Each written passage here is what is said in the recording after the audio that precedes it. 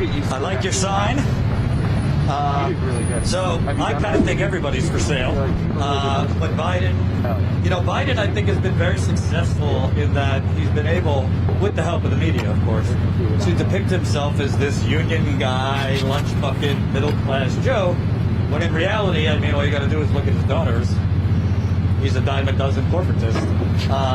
You say for sale? Who do you think's going to be running the country if he's for sale?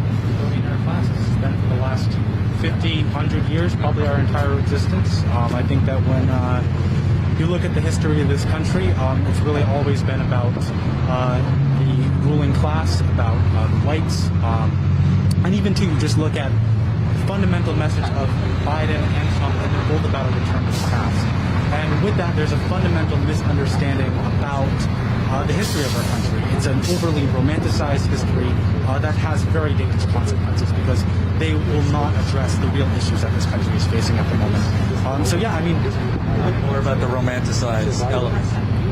Well, with Trump, it's obvious this idea that this white nationalist fantasy about this country being built by pilgrims and not on slave labor and not on stolen land. And I think Biden is just a softer but still dangerous version of that. I mean, he's really, when he says restore the soul of America, I don't think that there was a point in America where our soul was something to really want to go back to. I mean, obviously, it's a very metaphoric thing when we're getting into America's soul, but I just don't think that anything implying a return to the past will cut it. You mean raping, kidnapping, murdering, stealing from Native Americans, enslaving black people isn't something to ascribe to? No. And I think it just the fact that they do want to return to the past shows that they don't understand fundamentally today that slavery still exists, that the genocide of Native Americans is happening right now. This land theft continues day in, day out. And so, they just, they really just want to send this country to hell at this point. One thing that really makes me angry is, during the debate, and frankly, I don't really think Bernie answered this well, they kept gaslighting, well, how are you going to pay for it? How are you going to pay for it? Well, in the first coronavirus bill, $4 to $6 trillion in 5 minutes. Literally. I mean, there was barely any negotiation. It was just $4 to $6 trillion emergency. But it was an emergency when, I think at that point, 40 million people didn't have health care. Not to mention people who do have health care but can't use it. So how is it that they suddenly had the money then, but they don't have the money now for what every other country that actually, cares about its people could do pretty easily? Yeah, I mean, if it's money for the billionaires and the ruling class, then they get on that real fast, and they deliver that money right away. But when it comes to guaranteeing universal health care, from stopping the over 50,000 people who die every year just because they don't have adequate health insurance, when it comes to saving our environment, they never have the money for it, and that's because it's against their class interests. And as simple as that. Do you think, sir, you have the Medicare for All too? I mean, I don't have data, but I'm assuming, because I've met plenty of people that feel like just aren't going to go to the doctor.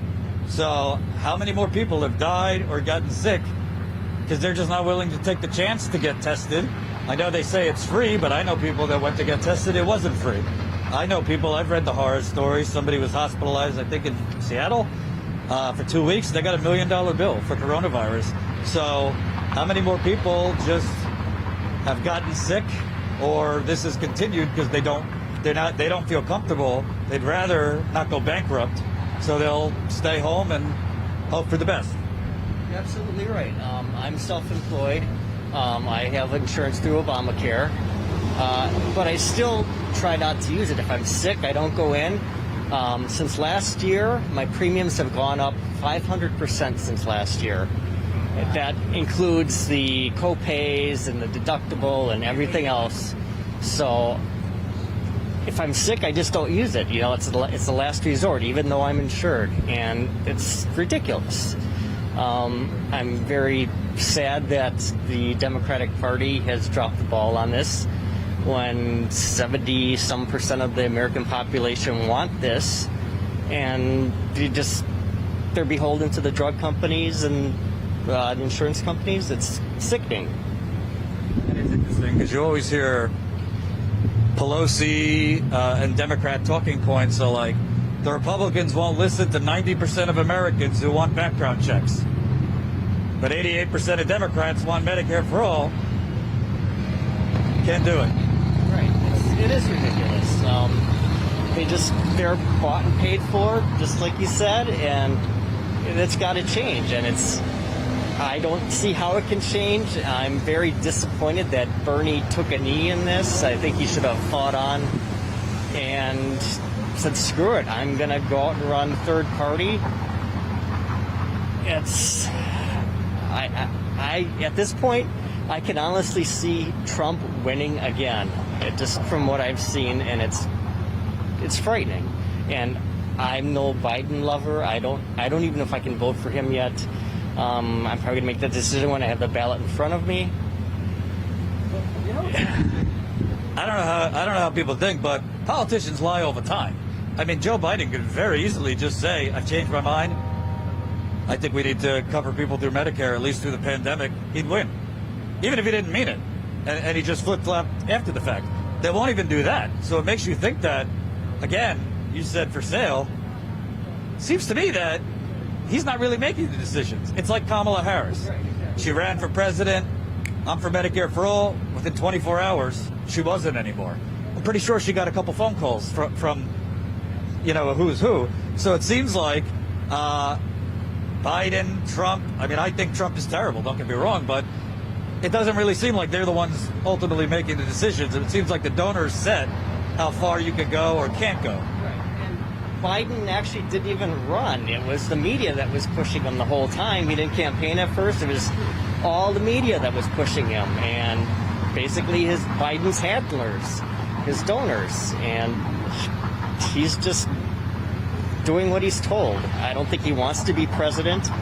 He's just doing what he's told, playing his part.